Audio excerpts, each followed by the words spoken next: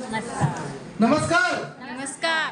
जो बोलेल मोठ्याने नमस्कार त्याच्याच घरी चमचमाती काय. दोन गाड्या. नमस्कार. नमस्कार. हम आज भी अपने हुनर में दम रखते हैं. हम आज भी अपने हुनर में दम रखते हैं. होश उड़ जाते हैं लोगों के जब एक्सेलिंग फोटो किलर मार्केट में कदम रखते हैं. नाव शुभम कसबे, प्रॉपर अंबेजोगाईचा आहे, जिल्हा Beed. By profession civil engineer आहे. माझ्या प्रोफेशनचा माझ्या करिअरचा काही संबंध नाही. पहिला शिक्षणाचा आणि सक्सेसचा जसा काही संबंध नसतो तसाच काहीतरी प्रकार.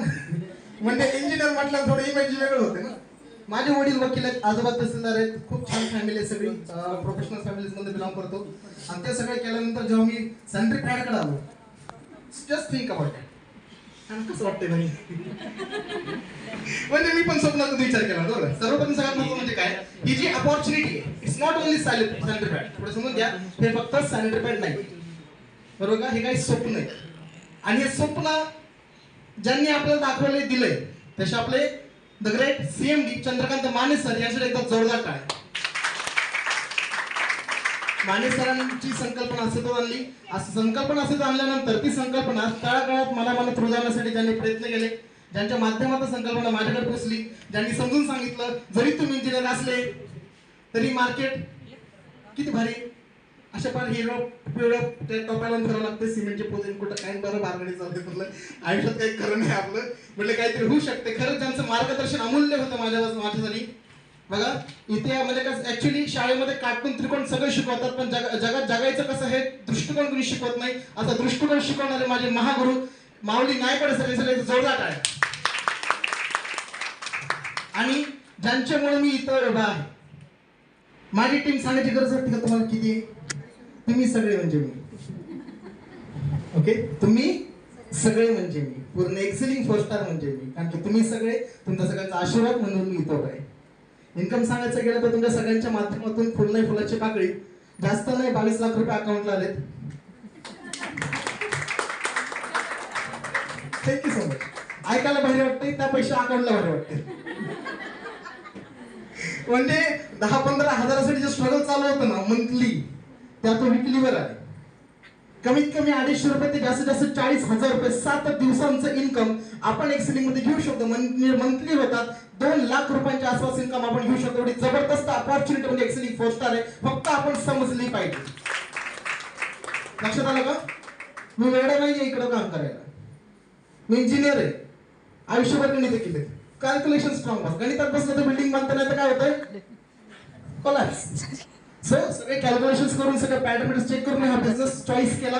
नंबर एक गोष्ट माझ्या लक्षात आली, इथं स्वार्थ आणि परमार्थ दोन्ही करण्याची संधी आज इथं देवाने आपल्याला दिली. स्वार्थ आणि परमार्थ म्हणजे काय, ऍज अ इंजिनियर जरी मी एखाद्या कंपनीत बिर्लासारख्या कुठल्याही कंपनीत लागलो असतो तर महिना 1 लाख मी तिथेही कमवला असता. पण फक्त एक व्यक्ती मोठा झाला असता, ते म्हणजे शुभम कसबे. बरोबर. घर गाडी बंगला झाला असता फक्त एका व्यक्तीचा, तो म्हणजे फक्त माझा. पण या एक्सेलिंग 4 स्टार मध्ये आल्यानंतर एक गोष्ट मला कळाली की जेवढं मी कमवू शकतो ना तेवढं मी माझ्या प्रत्येक व्यक्तीला कमवू शकतो माझ्या लाईफ मध्ये एक्सेलिंग मध्ये असेल. म्हणजे समाज कार्य करायचं, सोशल वर्क करायचं, पण वेगळं कसं करणार ना. It's not possible. प्रत्येकाला म्हणजे फायनान्शियली सपोर्ट करणं पॉसिबल नाहीये.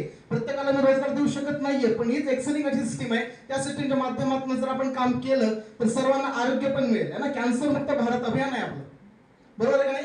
कॅन्सर मुक्त भारत म्हणजे आज माझ्या संपर्कात आलेल्या किंवा माझ्या टीम मध्ये असल्या ज्या माता भगिनी आहेत ना, त्या सगळ्यांपैकी मी एका जरी व्यक्तीचं कॅन्सर होण्यापासून संरक्षण करू शकलो तर जे पुण्य मिळेल ना ते लाख रुपयांपेक्षा जास्त असेल. आणि तेच पुण्य मला इथं कमवायचं, कारण की पैसा मी बाहेरही कमवू शकतो. लक्षात का, पैसा कुठेही कमवता येतो. इथं कोणच असं नाहीये ज्याला एक्स्ट्रा इन्कम सोर्स नाहीये किंवा अदर इन्कम सोर्स नाही. पण हा one of the best income source ever, जिथं तुम्ही आरोग्य पण देणार आणि काय देणार, पैसा सुद्धा देणार. दोन्ही गोष्टी आपल्या पूर्ण होणार, आपल्यासोबतच्या व्यक्तींचं होणार. फक्त इथं 2 गोष्टी तुम्हाला फॉलो करायच्या. काय करायच्या, सक्सेस मंत्र. मी लय मोठं सांगणार नाहीये, माझ्यापेक्षा माझे गुरु इथे CMD सिरीज ज्यांना आपल्याला ऐकायचंय, तर 2च गोष्टी मी फॉलो केल्या ज्याच्यामुळे आज मी इथं पोहोचलोय. मी प्लॅटिनम लवकरच मी पुढच्या 1.5-2 महिन्यामध्ये डायमंड होतो. प्रदीप सर आहे तिथं, त्यांच्याच पावलावर थोडे पाऊल टाकत मी पण पुढे चाललोय. लवकरात लवकर प्लॅनिंग आहे. सो मी काय फॉलो केलं, तुम्हाला काय करायचं, 2 गोष्टी करायच्या, 3 गोष्टी करायच्या. सॉरी, एक ऍडिशन करतो. पहिला आहे शिकायचंय, शिकवायचं आणि कमवायचं. What you want to do?